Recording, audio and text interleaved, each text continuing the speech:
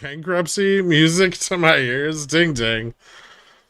That was interesting. So a bunch of end of day call buying at 44.60 for Monday. Looks like. Guess we'll see how that shakes out next week. Yeah, so it looks like they're buying the 60, 65, and 75 for Monday with a put wall at 70, 85, and 80. Stronger put positioning at 55, 50, 45, and 40. So probably a lot of the same on Monday. Gamma flip is still at 44.7750. It looks like things aren't going to change very much unless we get a big move in futures over the weekend. Kenview, not bad. I can take a look at it. Small bounce. Doesn't mean it's done going down, but good volume. All right, so, I mean, we got the upside test of 44.76 this morning, 3 of them, all of which were failed. Then we broke down back through 61 on ES, failing 61, and then closed the day just above it. I think Monday probably plays out very similar to today. We're kind of right on the VWAP here on the 5-minute, and then like the 15, we're still a bit away. But I think maybe continued attempts Monday and Tuesday at regaining 44.76 and 44.90. Although they did lose a lot of money today on those strikes. Well, you can make money on the second time. Well, if it repeats itself, it shouldn't be that hard. Dixie closed up on the day 2 basis points. 105.07. The USD JPY pair moved up 38 basis points. And while the 20 and 30 year were held down for the majority of the day, the 10 and 5-year yields moved, actually 10, 5, and 2-year yields moved back to positive in the latter half of the day today. Broad commodities still trading kind of flat. Not a lot of improvement there. Oil up, but wheat pulling back down, so a little less inflationary pressure from that. Gold and silver had a nice run this morning alongside the market pump, and then ultimately failed into the end of the day.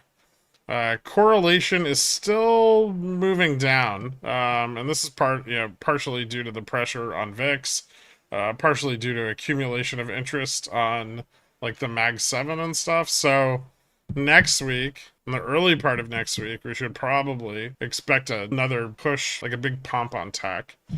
Yields are relatively flat over the last couple days. I mean, some volatility spikes, but still trading roughly in the range where we opened Thursday at, and down over the course of the week, right? After the big spike where we saw that drop down to like 430, we've pretty much fallen back into the.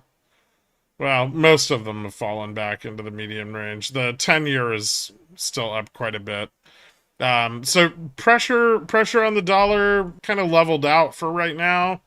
But if yields continue to climb, especially with data over the weekend, we'll probably see more pressure on the dollar next week. It's really getting to the point where that dollar pressure and then the reaction on VIX is making it very hard for them to continuously short volatility in a way that's substantial enough for them to gain any ground against the market maker positions. So I think if we continue to see that yield pressure and that dollar pressure and those tightening credit spreads, we're going to continue to see a lot of difficulty on the bull side in getting back those levels where they have Vega exposure, especially into next week's OPEX, where those levels are really, really important. They're still selling the October, November, and December and some Jan puts, but they're trying to sell them further out on the chain, which also gives them like less leverage for the upside move. So in order to reduce the accumulation of Vega exposure at the money, they're selling further out of the money. But that means that it's harder for them to pump, but they can still stabilize, as we saw today. FUBO has quite a bit of a at 250 and 3. Could help into OPEX. It could, but it might not. Most of it's probably sold. What's the soonest pumpers could die and the longest they can drag this out for? I mean, potentially they could die going into the OPEX expiration, or at least get a significant portion of their position blown up. If they're able to regain delta neutral next week, they'll probably be able to de-risk sufficiently to prop up prices in like the 4450 to 4300 range for they might be able to do it for a little while till more negative news comes out. But the negative data is just getting worse and worse and worse, right? Our next inflation print is going to be, I think, our hottest of the year on the year over year print for CPI, or at least it's projected to be right now. PPI is probably going to follow the same trend. Increasing oil costs are going to start to weigh really heavily as diesel demand picks up, right, into the end of this year and into like the big shipping season. And that could drive spot oil prices like Brent and sweet crude even higher. Diesel demand has a little more effect on oil pricing than gasoline demand.